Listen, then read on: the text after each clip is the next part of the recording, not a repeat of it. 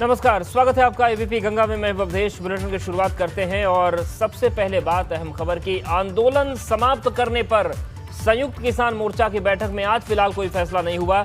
मोर्चा की बैठक कल फिर दोपहर 2 बजे होगी और इसमें आंदोलन खत्म करने पर निर्णय हो सकता है। कृषि कानून वापस लेने के कारण अधिकतर किसान संगठन आंदोलन वापस लेने के पक्ष में है। उधर केंद्र सरकार ने भी एमएसपी पर कमेटी गठित करने के साथ ही आंदोलन के दौरान दर्ज मुकदमे वापस लेने पर अपनी सहमति दे दी है। सरकार ने एक पत्र भेजा है जिसमें एमएसपी पर सरकार ने कमेटी बनाने की घोषणा की। कमेटी में केंद्र सरकार, राज्य सरकार और किसान संगठनों के प्रतिनिधि शामिल होंगे। पत्र में कुल 5 मुद्दे हैं जो केंद्र सरकार ने किसानों को भेजा है। तो सरकार के भेजे गए पत्र में क्या लिखा है वो भी आपको हम बता देते हैं।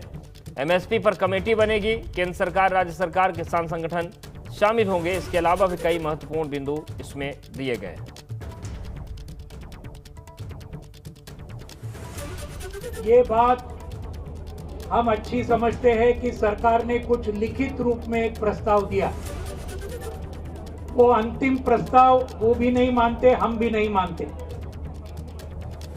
उसके ऊपर आज संयुक्त किसान मोर्चा के सामने हमने वो प्रस्ताव को रखा और बहुत अच्छी चर्चा हुई, सकारात्मक चर्चा हुई। एमएसपी के बारे में जो कमेटी का जो उन्होंने कबूल किया था, उसके अंदर केंद्र सरकार के प्रतिनिधि, राज्य सरकारों के प्रतिनिधि, उसके साथ में कृषि तज्ञ, इसके बारे में हमारा कोई दुमत नहीं है, वो बात सही है। लेकिन उसके अंदर किसान संगठन और उसके भी संयुक्त किसान मोर्चे की भी नुमाइंदे उसके अंदर होंगे। जो केस वापस लेने की बात है, कई साथियों के अंदर ये एक संदेह है। इधर गाजीपुर बॉर्डर पर हमारे संवाददाता ने भारतीय किसान यूनियन के प्रवक्ता राकेश टिकैत से खास बातचीत की। टिकैत ने कहा कि सरकार ने लेटर भेजा है, उसमें हमें ऐतराज है, कुछ उस पर स्पष्टीकरण दे, कल हम बात कर लेंगे।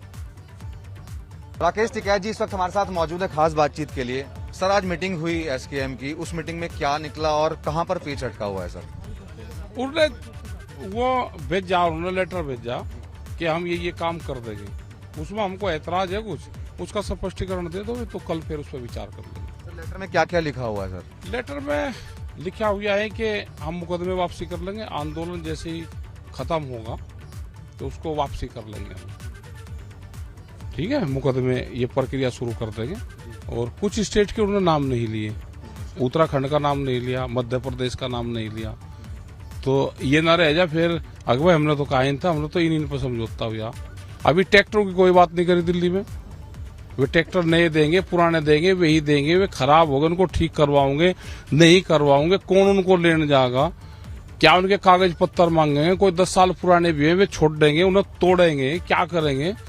एक मुद्दा यानी कि जो समझ में आ रहा है कि मुकदमों पर बात शायद कहीं ना कहीं अटकी हुई है। सरकार ये कह रही है कि आप आंदोलन खत्म कर दीजिए, हम मुकदमे वापस ले लेंगे। चलो उस पर भी बैठ कर कोई हो जाता है तो उस पर भी बातचीत हो जाती है, ये सारी चीजें। कल की बैठक होगी। एक तो एमएसपी वाले उस पर मामला है, अभी उसका स्पष्ट नहीं है कर रहे कुछ।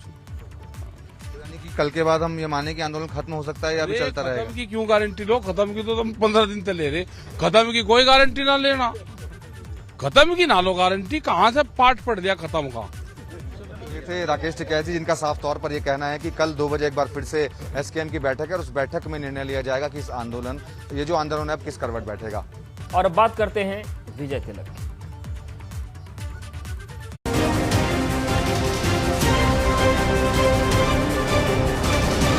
विजय तिलक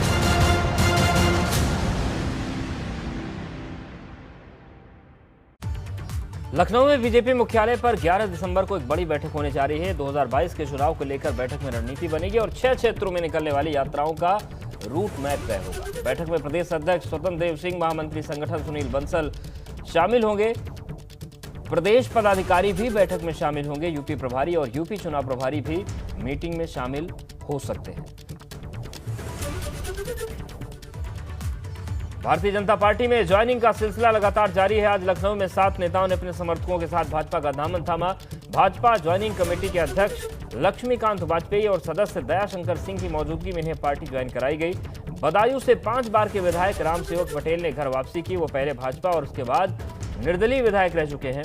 बरेली के मनोहर सिंह जाटों ने पार्टी ज्वाइन की। ये पहले बसपा से अल्मोड़ा प्रभारी रहे हैं। बस्ती के रहने वाले पूरे विधायक राणा कृष्ण किंकर सिंह ने पार्टी ज्वाइन की। ये 2 बार कप्तानगंज से निर्दलीय विधायक रहे। 2017 में कांग्रेस से भी चुनाव लड़े, हालांकि जीत नहीं मिली। इसके अलावा सपा के बांदा के पूर्व जिलाध्यक्ष राजकुमार राज ने भी पार्टी ज्वाइन कर ली। अपने अपने जनपद में संगठन के साथ मिलकर भारतीय जनता पार्टी को धरातल पर मजबूत करने और भारतीय जनता पार्टी के व्याप को बढ़ाने में अपने दायित्व का निर्वहन करें। और मिलने के मामले में मैं उदाहरण दे रहा हूं, जैसे दूध में पानी मिलता है, इस तरीके से भारतीय जनता पार्टी के पुराने कार्यकर्ताओं के साथ को मिलाकर भाजपा के अगले चुनाव अभियान में भाजपा को यश दिलाने में अपनी मदद करें। जैसा जयशंकर सिंह ने कहा है कि 325 से ऊपर भाजपा को जाना है, तो सब में आपका योगदान होगा। और इधर कल लखनऊ में कांग्रेस पार्टी महिलाओं को लेकर अपना घोषणा पत्र जारी करेगी। पार्टी अलग घोषणा पत्र बना रही है। प्रियंका गांधी वाड्रा कल लखनऊ के कांग्रेस मुख्यालय में महिला घोषणा पत्र जारी करेंगी। हालांकि प्रदेश के लिए अलग से घोषणा पत्र जारी होगा। महिलाओं के लिए एक घोषणा पत्र अलग होगा। इस मामले को लेकर दोपहर 12 बजे लखनऊ कांग्रेस मुख्यालय पर प्रेस कॉन्फ्रेंस होगी। महिला मैनिफेस्टो में रोजगार, सुरक्षा और सम्मान के अहम मुद्दे शामिल होंगे। इन मामलों पर फोकस करते हुए कांग्रेस महिलाओं को रिझाने का प्रयास कर रही है।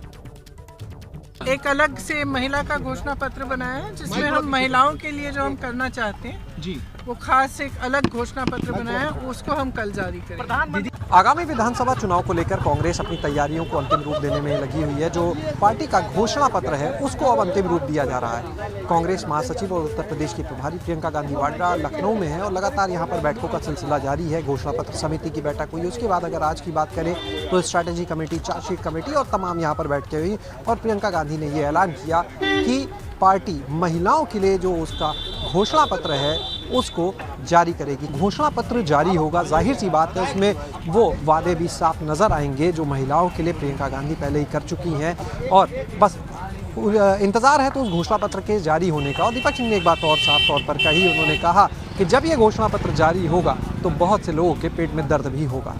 कैमरा सहयोगी वीरेंद्र के साथ शैलेश अरोरा, एबीपी गंगा, लखनऊ। चुनाव नजदीक आते ही रैलियों का दौर शुरू हो जाता है। इसे लेकर अलग अलग पार्टियों के नेता जनता की नब्ज टटोल रहे हैं तो वहीं एक दूसरी पार्टियों की कमियां गिना रहे हैं। सपा और रालोद के गठबंधन के बाद आज मेरठ में पूर्व मुख्यमंत्री अखिलेश यादव और रालोद अध्यक्ष चौधरी जयंत सिंह ने पश्चिमी यूपी की जनता का मन परखा। ऐसा पहली बार है जब दोनों दिग्गज नेता एक साथ कार्यक्रम स्थल पर पहुंचे और एक साथ मंच साझा किया और जनसभा कर भाजपा सरकार पर जमकर हमला बोला। अखिलेश यादव ने कहा कि जनता बदलाव चाहती है, भाजपा के वादे सब जुमले निकले।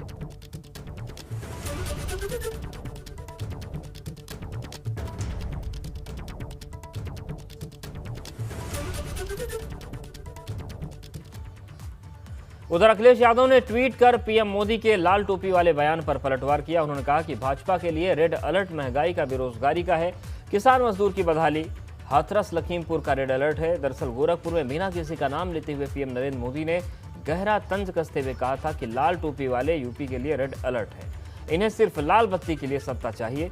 पीएम नरेंद्र मोदी ने कहा कि आज पूरा यूपी जानता है कि लाल टोपी वालों को सिर्फ लाल बत्ती से मतलब है। इन्हें माफियाओं को छूट देने के लिए, जमीन कब्जाने के लिए, आतंकियों को जेल से छुड़ाने के लिए सरकार चाहिए।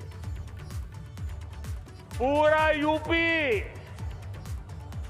भली भांति जानता है कि लाल टोपी वालों को लाल बत्ती से मतलब रहा है। उनको आपके दुख तकलीफ से कोई लेना देना नहीं है। ये लाल टोपी वालों को सत्ता चाहिए, घोटालों के लिए, अपनी तिजोरी भरने के लिए, अवैध कब्जों के लिए, माफियाओं को खुली छूट देने के लिए। लाल टोपी वालों को सरकार बनानी है, आतंकवादियों पर मेहरबानी दिखाने के लिए, आतंकियों को जेल से छुड़ाने के लिए। और इसलिए याद रखिए, लाल टोपी वाले यूपी के लिए रेड अलर्ट है, रेड अलर्ट, यानी खतरे की घंटी है। अखिलेश यादव ने पीएम मोदी के डबल इंजन वाले बयान पर भी पलटवार कर कहा कि यूपी में डबल इंजन की सरकार फेल है। दरअसल गोरखपुर में पीएम ने कहा था कि डबल इंजन की सरकार पर यूपी को विश्वास है। पहले की सरकारों ने अपराधियों को संरक्षण देकर यूपी का नाम बदनाम कर दिया था। आज माफिया जेल में है और निवेशक दिल खोलकर यूपी में निवेश कर रहे हैं। यही डबल इंजन का डबल विकास है। इसलिए डबल इंजन की सरकार पर यूपी को विश्वास है। इन्होंने 4.5 साल में डबल इंजन की सरकार ने उत्तर प्रदेश की जनता को धोखा दिया है। ये डबल इंजन की सरकार के इंजन फेल हैं और कभी कभी तो लगता है कि इंजन दोनों एक दूसरे से टकरा रहे हैं। इसलिए डबल इंजन की सरकार को हटा देना। ब्रेक के बाद आपका स्वागत है और अब बात करते हैं एबीपी गंगा के देहरादून महाधिवेशन की, जिसमें सियासत के कई पुराने जख्म उभर कर आए। पूर्व सीएम हरीश रावत और कैबिनेट मंत्री हरक सिंह रावत के बीच दिलचस्प बातचीत हुई। 2016 के बाद जो मनमुटाव हुआ उस पर दोनों नेताओं ने खुलकर बात की। हरक सिंह रावत ने यहां तक खुलासा कर दिया कि उन्होंने हरीश रावत को 2 जगह से चुनाव न लड़ने की सलाह दी। बड़े भाई ने छोटे भाई के मतभेदों को सुना ही नहीं, या क्या हुआ उस वक्त, या परिस्थितियां ऐसी थी? अब उस समय मैं एक चीज बताऊं, बताइए बताइए। सही बताइए, हरीश भाई की भी जिस तरह भी वो धामी जी के लिए सलाह दे रहे हैं, अगर उस समय मेरी वो सलाह उसमें हरीश भाई भी मान लेते तो शायद जो ये नौबत नहीं आती। वाह क्या बात है। ये सलाह देने वाला व्यक्ति कि मुझे कहां से चुनाव लड़ना चाहिए था ताकि मैं जीत के आ जाता, वो दूसरी तरफ चला गया, सलाहकारी भाग गया तो क्या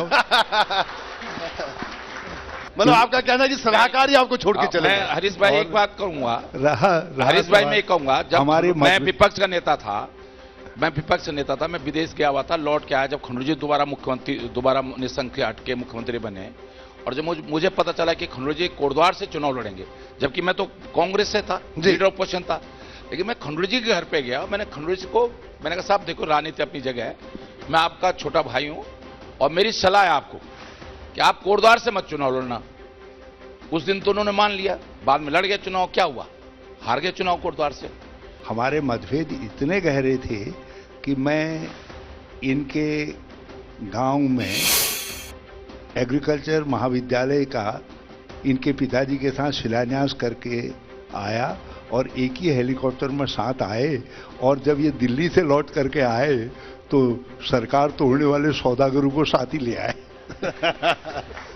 उस दिन मैं बड़ा प्रसन्न था क्योंकि मुझे लगता था कि ये घटनाक्रम हमारी सरकार की वापसी का गारंटी कर रहा है। और वो अलग बात है कि हमारे कुछ साथियों की सलाह विपरीत रही। यदि हम चुनाव में चले जाते तो उस घटनाक्रम के बाद तो हम जीत रहे थे और ये कांग्रेस की लैंडस्लाइड विक्ट्री होती। हमारे विधायक टेम्पटेशन नहीं छोड़ पाए 4-6 महीने का, लेकिन कष्ट के समय में जो विधायक साथ थे मुझे उनकी बात माननी पड़ी। तो हरक भाई कभी इन्होंने आपको कुछ कहा नहीं कि आओ आप लौट चले, कभी बोला हो ऐसे? बता दीजिए, आज देखिए दिल की बात हो रही है यहाँ, तो कभी कहा है इन्होंने? मैं ऐसी कोई बात नहीं हुई मेरी कभी इनसे। अच्छा, और एक बात मैं एक चीज बता दूं आपको, मैं निर्णय खुद लेता हूं जी, मैं कभी किसी की कोई सलाह मानता नहीं। देते जरूर है सलाह, जो इन्होंने नहीं मानी थी। मैं तो मानता हूं। तो राव साहब आखिर में अब क्या कहेंगे? आप किसी को कहा अभी तक आपने आप लौट चले या ठीक है सब अब अपने अपने रास्ते चलेंगे, क्या कहेंगे आप आखिर में? Final comment. जब तक उधर अंगूर का गुच्छा लटका है तो कैसे कहूं मैं तुम लौट चलो, और पता चला जो अंगूर का एक आध दाना कभी गिरने वाला है वो भी किसी और के पास चला जाए। तो हमारी तो शुभकामनाएं हैं कि उधर अंगूर का गुच्छा देख करके, चाहे ख्वाबों में ही हो, लेकिन उधर बने रहें, उस अंगूर के टपकने के इंतजार में बने रहें।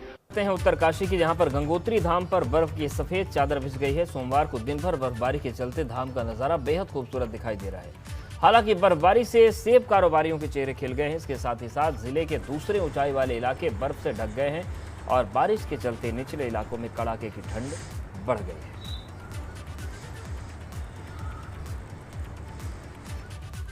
जोशीमठ में भी मौसम का मिजाज बदलते ही बद्रीनाथ धाम, औली, हेमकुंड साहिब और फूलों की घाटी में गोरसों समेत ऊंचाई वाले इलाकों में जमकर बर्फबारी हुई।